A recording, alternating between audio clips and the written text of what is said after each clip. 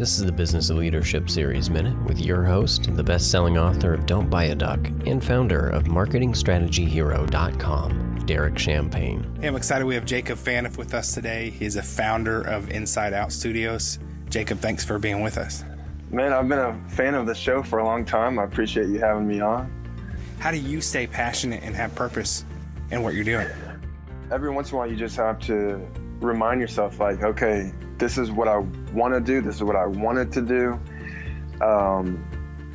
You just have to make it happen sometimes. You just have to force yourself into that passion. And you have good days, you have rough days. There's no, like, making it over some non-existent, happily ever after, thing. It's a constant struggle, no matter what you're doing, people can look at me and say, oh man, he gets to play music all day and etc. And while that's true, it's still a job. It's still like how I put the beans on the table, as they say. And, you just have to remind yourself as much as you can, like, hey, enjoy this as much as you can, don't get lazy, enjoy the process. And I don't think you ever can get lazy with it. I think let's talk about like the quarantine thing here in just a minute. But if there was ever a reminder that we can't just rest on what we did in the past, this is it right now, because it's having everybody either be displaced or lose jobs or, of no fault of their own. Businesses are going under. Look, that's the gloom and doom part. A lot are going to thrive and new industries are going to emerge and new opportunities. We know that it always happens in history if you look back. But what have you seen? Let's just transition to that now. What have you seen as far as, you teach students, you have hundreds of students, you're a studio, you have recording artists coming in, you're doing projects, all kinds of projects. What's happened for you? Like, how did this quarantine disrupt the way you did business as usual? And then what are you doing going forward?